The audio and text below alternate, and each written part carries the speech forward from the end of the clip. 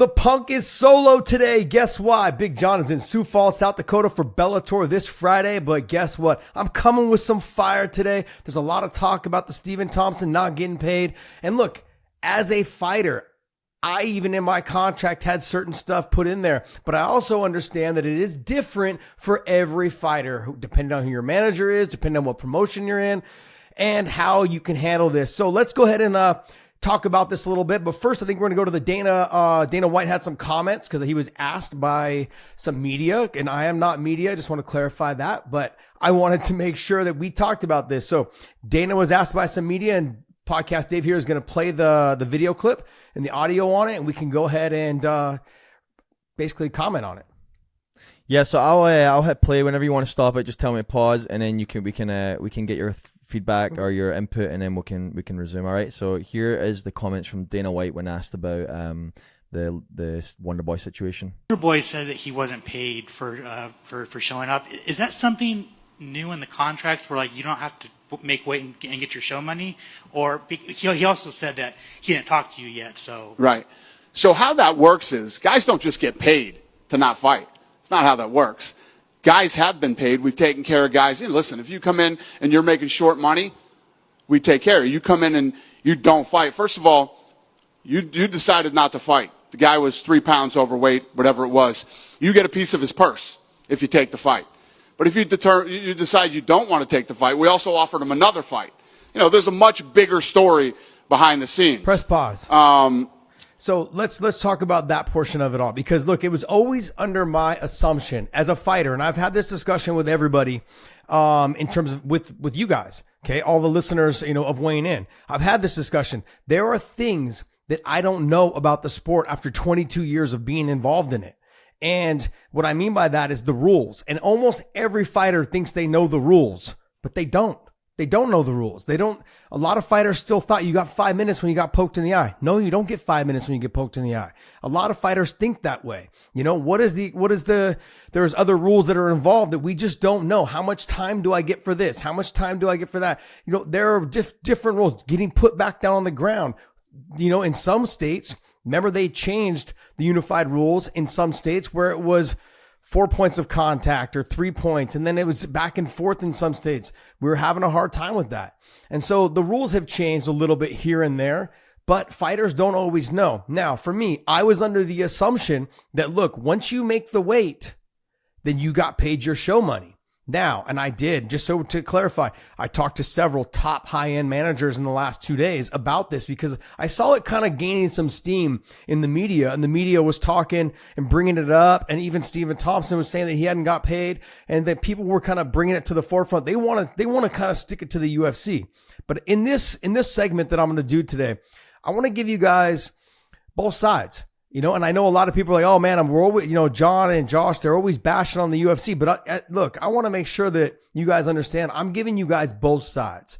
I've talked to some managers. I've talked to people that have helped run promotions, high level promotions, and they understand the ins and the outs of the game.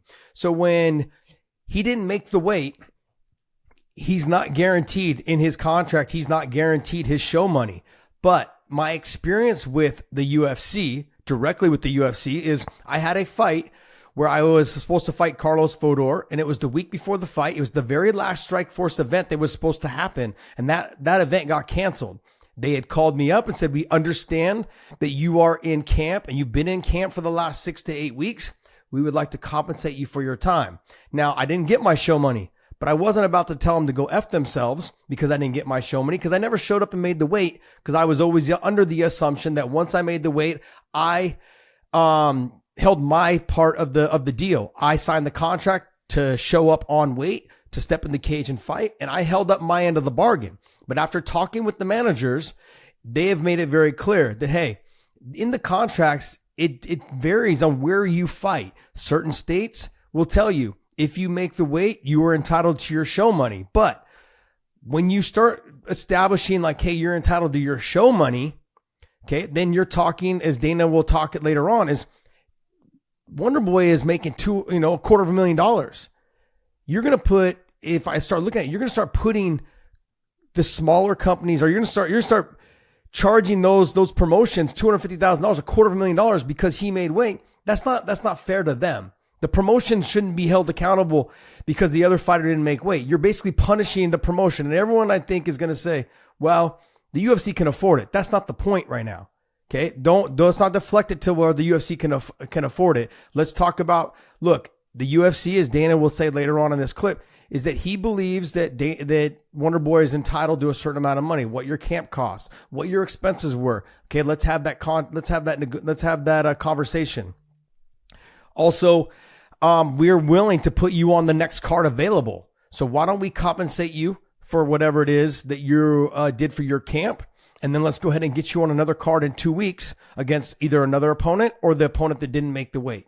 So those are two things that Dana's mentioning right now, where as this thing goes on, he'll start to mention that.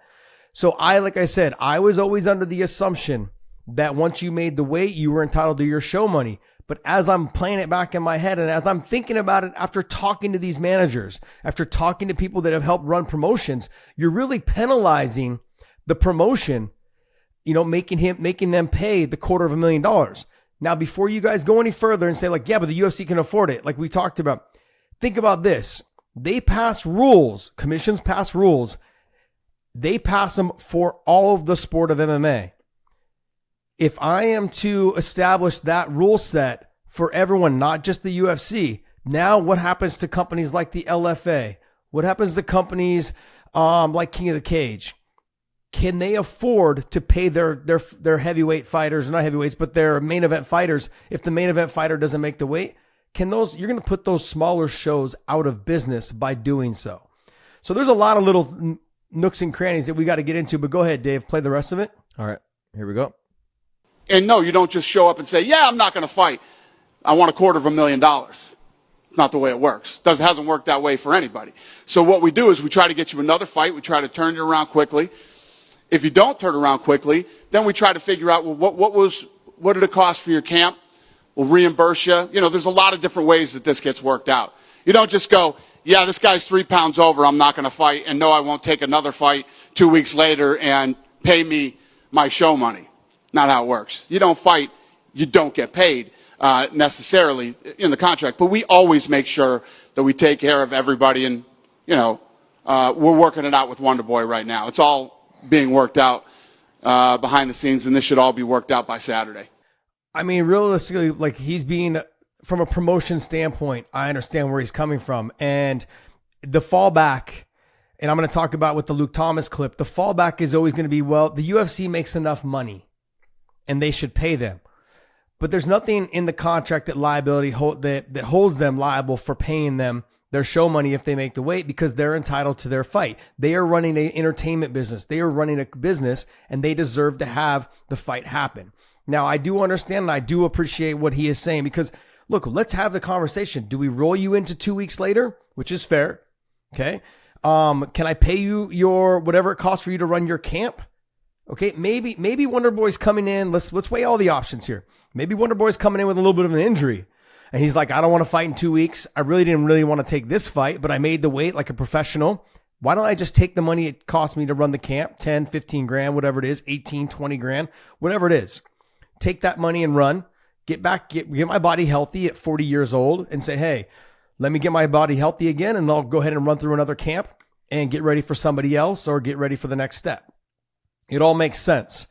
But what people have to understand is the people that write the rules, what the ABC or whatever it is, the companies that write, or the commissions that write the rules for the sport of MMA in their states, those people have to write rules that cover all of the promotions. It can't be one set of rules for the UFC, one set of rules for Bellator, and then one set of rules for like the LFA and the King of the Cage and the Titan fights and the Shark fights and all the other smaller promotions. You need to have the same set of rules across the board for all of them. Otherwise, it starts getting too confusing. So then that's why if you're going to start saying that the person who shows up and makes weight like a professional and the other one that doesn't is now going to have to pay that person's purse, their show the money. Now you can potentially start putting those smaller promotions out of business. And those are the shows that help develop talent. Those are the ones that give the town enough activity when they're not quite good enough yet, or just haven't been seen yet to get into the UFC or to get into Bellator or to get into Ryzen or the PFL or all these things. Those are those type of rule sets is what keeps those companies from going out of business. Now let's go ahead and play the Luke Thomas, because Luke had some words on it as well, and let's talk about that. And I love Luke. I think Luke does a fantastic job. I love Morning Combat. I love him and BC together. The energy they bring, fantastic. And none of what I say about what Luke's segment is none of it's negative. It's just I think a lot of it is as a fighter, as a fighter that it's my point of view, and as a media source, which he is his point of view.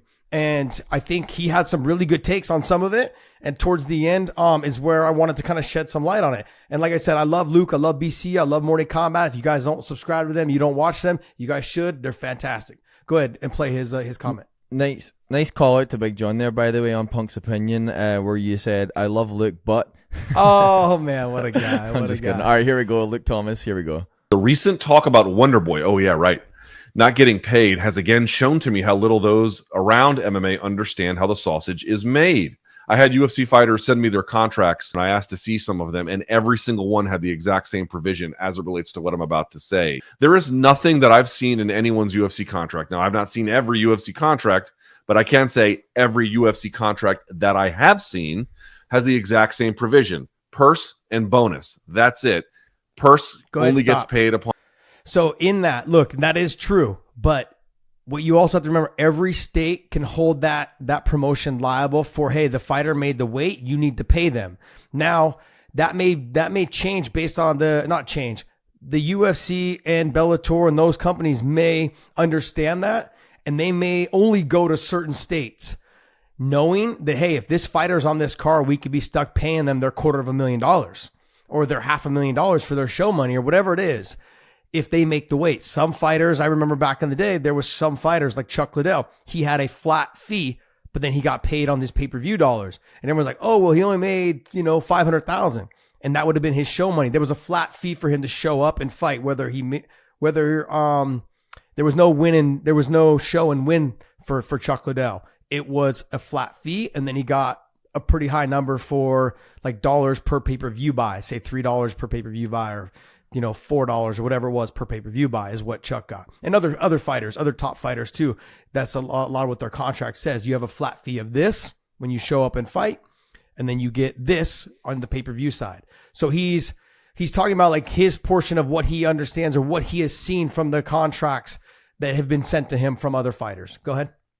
On bout completion. There are no mechanisms to force the UFC to pay if you weigh in and your opponent misses and then the fight, for whatever reason, falls through. Wonderboy was able to say no to the fight because I guess he has enough financial freedom that he's able to do that, which is a great thing. I'm very glad to see that. Money is really not the issue here, right? In terms of like, does the UFC, are they good for it? Like, yes, they can easily afford to pay this and a whole lot more.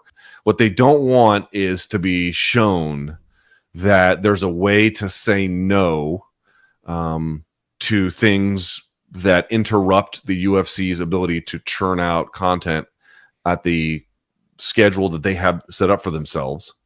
They don't want guys to be able to say no to that if they can at all help it. And so if they don't bend to the leverage here, it's not so much about like denying Wonderboy as it is just kind of sending a message being like, we're just not going to be leveraged for this. Okay, stop. So I get what he's saying. I actually kind of agree with him on that in some points of it. But what you have to do is I talk to the certain people that have worked for promotions and the highest level of the promotions. And it has nothing to do with, we don't want people to think that they just can't take the fight and we're going to pay them. That's not the point. What happens when you get into, and to shed a spotlight on this, what happens if you bring in someone like who's making $250,000? And we've already kind of seen when the gambling started coming in with the whole, who was the fight? James Krause with that whole situation with the gambling. What happens now if I'm making $250,000 and the person I'm fighting is making, less than that? But I'm making $250,000 and now I just tell that person, hey, don't fight. Don't make the weight. I won't take the fight. Now I get paid my show money and I'll give you more than what you're making. That's where you've got to be very careful, is that You could start having fighters in cahoots. And this is what the person that I've talked to that worked for the promotions have said, and several promotions, not just one, is that we've got to be very cautious and careful, because now we can start seeing things happen behind closed doors. Now fighters are talking behind closed doors and they're making deals with each other. And then now we don't have a fight. And that's where you can end up costing these promotions, helping to put these promotions out of business and start getting into their financials, where the company is still a company. They're still trying to be out there to make profits. Let's not forget that. Look, these companies are in business to make a profit. And we can't shy away from that. We have to remember that. And so as much as what Luke is saying is very true, is that, yeah, he deserves to get paid. I think he deserves to be compensated for his costs for his camp, his costs, I think he goes on to say, about the travel and food, and that stuff's all covered by the UFC. The hotel, the travel, that's all paid for by the UFC. They don't pay for the travel. Maybe they pay for travel for their wife and their kids, but that's not on them. Look, the UFC is there to pay for you to show up and fight in one of your corners or two of your corners, whatever your contract states. Go ahead and carry on. Well, listen, he had to pay for his camp, and then he has to pay for his travel, and he has to pay for his accommodations and everything on fight week. Like, this guy's out, thousands of dollars at this point. So I'm not, like I said, the fighter doesn't pay for their travel. The fighter doesn't pay for their accommodations. That they do pay for if they want their wife to come, if they want an extra corner to come, they do have to pay for that. All of those things. But like I said, those are things that can be negotiated in their contract depending on who you are. Stephen Thompson probably has a little bit more pull than somebody that's just coming up, and coming off the Dana White Contender Series. You know what I mean? Like, Stephen's been there, done that. He's come to fight every single time. He's been a professional. They look at that, they admire that, and they say, hey, you know what? We're going to go ahead and give you this a little bit more. We'll give you a little bit more here. So those are things that he doesn't have to worry about paying for. Now, the expense of the camp, that's definitely something to take consideration. Camps these days are not cheap. You have a nutritionist that normally lives in-house with you, like I have. My last probably, 5 or 6 fights, I had a nutritionist living with me in my house the last 2 to 4 weeks. And that it gets pretty expensive. There's that plus the cost of food. Your nutritionist, you pay him to be there, but you still have to buy all the groceries. And the groceries will run you another, $1,200 to $1,000. I mean, probably pushing close to about, say, $250 to $300 a week easily, based on, how many times you need to eat. You need to eat every 2 hours. There's small portions, but there's a lot of cooking that is involved. All of those things. Go ahead, carry on. It's not like he's like, oh, I didn't make any money, but I didn't lose any money. He's already lost money. When MMA media complains about fighter contracts, like, this is what we're talking about. How on earth can someone who's a fighter look at conversations around these issues and this issue in particular and think the media is trying to use it for anyone's benefit other than theirs? There needs to be a change. There needs to be a change. I don't think any of us want to live in a world where we feel like fighters should have to get what seems like a fair deal based on UFC's generosity at that time. And, I'm going to say it one more time. Like, technically speaking, it is the UFC's generosity. They don't owe him anything. If his contract is like all the other ones I've seen, they don't owe him a penny. So I would rather live in a world where some more of these protections, these kinds of protections, are built in. Now, look, I can agree with Luke on this, and most majority of what he's been saying throughout this, and I saw this yesterday, I was like, you know what? Luke's making some great points, but I think from the media standpoint, this is where he's seeing it from, and I'm trying to bring it to you from a fighter standpoint. I do agree there needs to be some generosity. There is generosity by the UFC to actually compensate Stephen Thompson and any fighter who makes weight and his opponent doesn't, and they decide not to take the fight. But where do you draw the line? You can't give them the show money when it's $250,000. If it was John Jones and he said no to a fight and he has a flat fee of $500,000 or $750,000, he just made $750,000 and I got no fight out of it as a promoter. Then all of a sudden you may start seeing fighters in cahoots, is what we talked about. Now, okay, look, you're making $250 and I'm making $750, and you don't. And if I just tell you don't make the weight, I'll pay you $300. I'll give you another $50,000, and you don't even have to fight.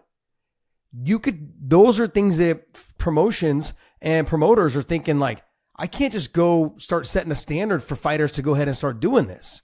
And so you've got to be very cautious, very careful about how the promotion handles this. And some commissions will make them pay you a certain percentage because you did make the weight. Now, I can't tell you off the top of my head. I've been told, though, by the promoters that there are some states that will say, hey, you need to pay them 20% of their purse because they made the weight and the fighter did not. A percentage of the purse is what they said, not 20% exactly. They just said a percentage of the purse, whatever that percentage was, because the fighter made the weight and the other fighter didn't, and they chose not to fight. So those are all things that promotions, on the promotion standpoint, that they are trying to protect themselves. Now, you're like, oh, well, the UFC is profitable. The UFC's make millions. Yeah, but they won't be if we keep doing this and fighters start figuring out a way to manipulate the system. If anyone can figure out a way to manipulate a system, it's fighters. It's exactly like you've got to think a lot of fighters, a lot of us have come from, some of us have come from great homes. Some of us have come from broken homes. Some of us have pulled ourselves up kind of by the bootstraps kind of thing. Some of us had a lot of help along the way, but we needed someone to help us get there.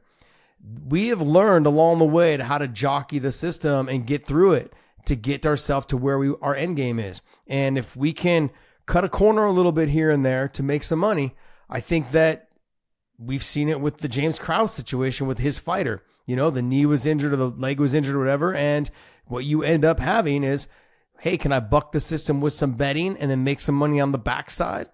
That's what promotions don't want to start setting a standard for, is if these fighters start working with the other fighter and saying, hey, if I don't make the weight and you make more than me, you kick me down this much money.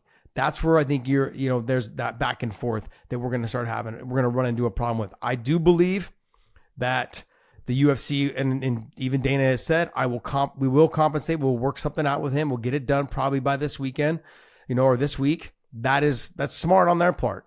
But for us to hold the UFC liable and say, hey, we got to pay him $250,000 because that's his show money.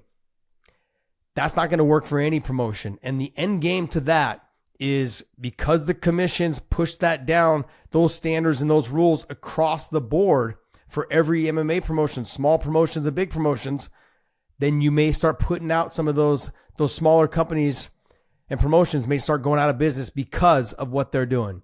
Does that make sense, Dave? Yep. Is there any, I feel like you have something you want to say. I see you kind of chomping at the mic there, buddy. Well, I want to get your thoughts, right? So that we can have clarity from your standpoint. So where do we make changes, in your opinion, that will have serious impact? Should the changes be made on the contract? Should the changes be forced on the contract side, right? Because the promotion ultimately has the decision because they write the contract, right? And then they negotiate with the fighter. So should the change be forced by a government entity on the side where the contract side where the promotion is mandated to have something in the clause? Or should the change be made on the side of the guy who misses weight? Should the repercussions there be more aggressive, where that guy who missed the weight and ultimately caused the loss of the fight? Remember when this came up, you made the point that he's the reason the fight never happened, not the guy who chose not to take the fight, right? Should the repercussions be heavier there to address the issue from the root cause, right? And not just put a band-aid on the issue. Yeah, you've got a couple questions in there. One is, no, we should never bring any type of government agency into this to try to regulate how people make weight and whether they get paid or not on this. I don't think on this scenario, okay, in terms of, fighters missing weight and the other fighting getting paid. Now, there should be some sort of percentage, I think, maybe negotiated into the contract with the promotion. Hey, you'll get 10% of whatever your value is. Or like Dana had said, when people are getting paid on the lower end of the pay scale, we'll tend to give them their show money. If they're making $12,000, if they're making, 18,000, whatever it is, they'll give them their show money because that's on the low end. Of Stephen Thompson's not on the low end, man. He's fought for the title multiple times. He's fought the who's who in the sport. He's been around for a long time. He's a constant professional. He is somebody that, no, at $250,000, I can't pay you your show money.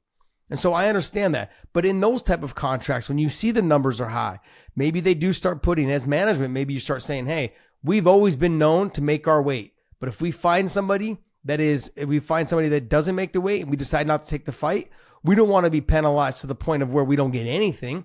We want to say, hey, we want to get paid a percentage, let's say 5% or let's say 3%, depending on whatever their pay scale is. Obviously, 5% is a lot more when you're making $750 to $1 million like John Jones, or it's the 250, or if you're somebody that's, only making 50, 60 grand, then 5% is not as much, but there's got to be something worked in there. I think there should be something worked in there. I've dealt with the UFC long enough to understand, like, hey, my word is my word. Nah, I'm not really interested in that.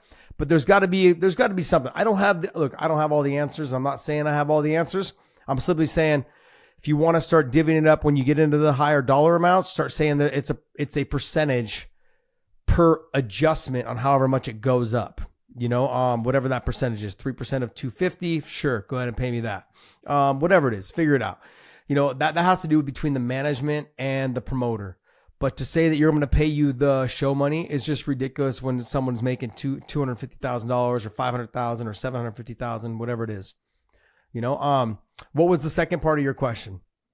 Putting the provision there, or penalizing, making the penalty on the actual culprit, the guy who missed weight, more aggressive. I mean, he's already kind of getting penalized by not having the fight if the person doesn't take the fight. And if he is kind of getting penalized for the 20%, but where there needs to be some sort of adjustment is, it looks like, and it's always looked like, if the person who makes the weight doesn't take the fight, he's the bad guy. It's the same way, like when we talked about the fence grab. Like, I'm sorry, but the person who, got poked in the eye, all of a sudden now, if he doesn't continue fighting, he's the bad guy. Why is that the case? Why is it the case when the guy who doesn't make the weight is not, or when the guy who makes the weight isn't the bad guy? He is the bad guy. They're making it out to be he's the bad guy. Stephen Thompson did nothing wrong. He did his job. He came in like a professional and he did his job. So that's where I think, I don't know why, but for some reason, in the MMA community, in the fan base, whatever it is, we always look at the person who doesn't take the fight. Oh, he's 2 pounds over. Oh, he's 4 pounds over. He was 6 pounds over. I want to go back and I tell people, because I talked about this 2 weeks ago, Rumble Johnson came in 6 pounds over, and rest in peace, my friend. He's one of my best friends. But he came in 6 pounds over against Yoshida, and he goes out there and knocks Yoshida out in the first round.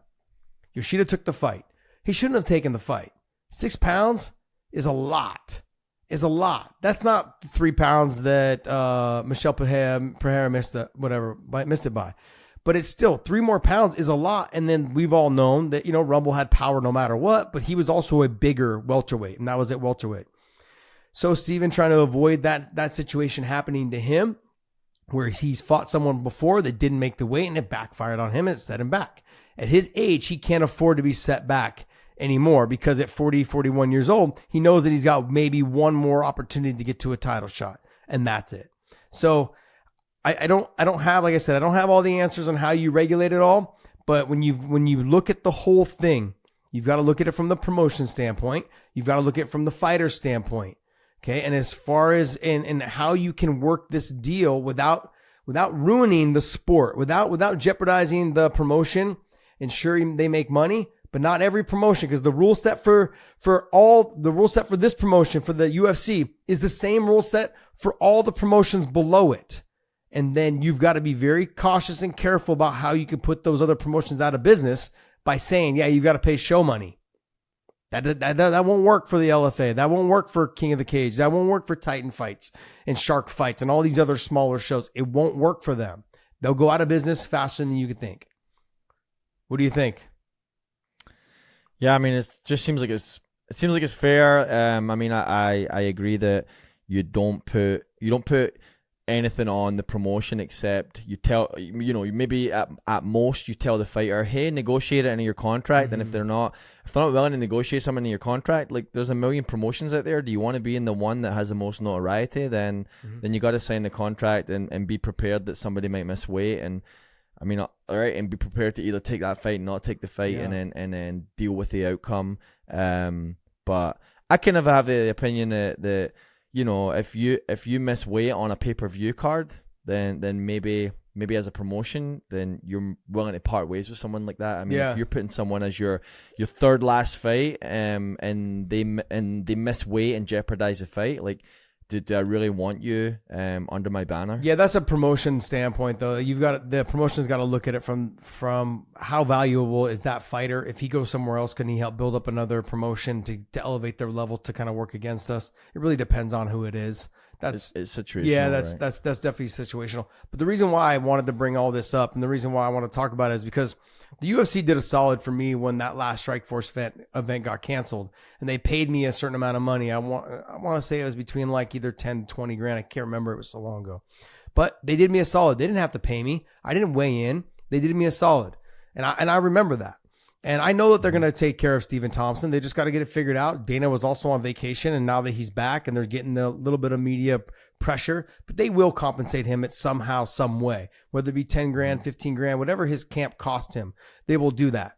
So that's a big reason. And I wanted to also say, look, as a fighter for 22 years, I fought when the sport was still kind of relatively new. We were still doing 5 pay-per-views. UFC was doing 5 to 7 pay-per-views a year. We weren't on Fox. We weren't on a mainstream TV network. We weren't on any of those. It was only pay-per-view available. That was it. Mm-hmm. When I started fighting, when I was with the UFC, when I first came on, they were only pay-per-view available. They were not on free TV. And so I understand all the growing pains that they've had to go through. And sure, they're profitable now, but people have to remember, they went through the lumps to develop where they're at now. You've got to admire where they're at, and they have to be very smart and diligent with what they're doing when it comes to the fighters, because fighters will try to buck the system. Managers will try and help the fighters buck the system. And so the promotion can't set a standard that if you don't take the fight, that we're going to pay you your show money. They can't let that happen. They can't let it happen, because that ultimately will start to affect all the smaller shows below them, because now commissioners will be like, well, the UFC's doing it. Well, guess what? Let's go ahead and start making it standard across for the commissions. Then that kills all your smaller promotions.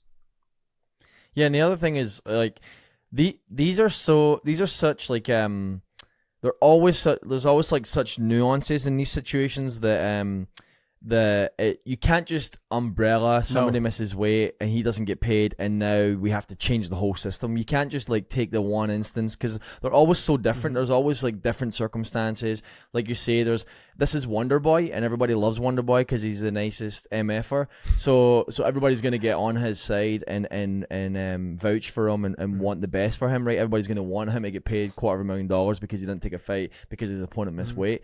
Of course, because it's Wonderboy, but there's going to be a situation where it's John Jones, and John Jones, gets caught with drugs, and now DC doesn't get to fight him, and everyone's going to jump on DC's side for that. But then so it's always very situational, where you're going to get on the side of the guy who looks vulnerable, but they're so few and far between, and there's always going to be the instance where, fans will always have their favorites.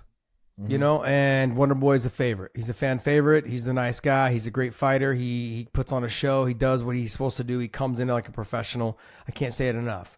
Fans are gonna have their favorite. I mean, let's recall. We moved the whole show for John Jones from one state to another state, and they end up fighting in LA. You know what I mean? Like, these are all things that, the UFC will do what they do for the fighters that they want to definitely take care of. They've proven that time and time again. So they will, I believe they will, and Dana's made it very clear, we will take care of him in some facet, some way. And that's common. But like I was originally going to say was, I've been in this sport for so long, but even myself thought, like, once I made the weight, and if my opponent didn't make the weight, I got my show money. And that's not the case. And talking with my manager and the contracts that we've always done, and talking with promoters and the promotions that I've fought for before in the past, and how they wrote their contracts for us, that was never in there. I just always thought, I make the weight, okay, and I don't take the fight, I get my show money. But I mean, I always wanted to fight because I loved fighting. That's a lot of these fighters will do it because they love fighting. But if you're going to put yourself in one scenario, one situation, is going to be Wonderboy's. He is how old? He's 40 years old. He can't afford to take a loss. And that loss, because someone didn't make the weight, that extra couple pounds, 3 pounds, 4 pounds, whatever it is, that will work against him and him getting to his goal. His goal is to fight for the title one more time before he goes. That's it. Michel Pereira didn't make the weight. Now he wants to, I'm going to give you 20% of the purse. it's not always about money for Stephen Thompson. It's about getting to your goal. And that's what we as fans and as MMA fans have to understand. It's not always about the money. It's about reaching our goals and hitting that potential. I could have kept fighting. I didn't have to walk away. I could have kept fighting and made a ton more money. I had multiple fights left on my contract. But it wasn't about the money. It was about, look, if I don't have another run in me, then it's not worth it. I'm good. I can move on. That's why I'm here with you guys, talking podcast stuff. All right, guys. Well, hey, that's going to wrap up my talk on this. I wanted to thank you guys for tuning in. Just a little extra feature for you guys. And Big John's been away. He's going to be away the rest of this week. But we're going to drop a show this weekend for you guys after the fights this weekend. So hopefully you guys tune in. And yes.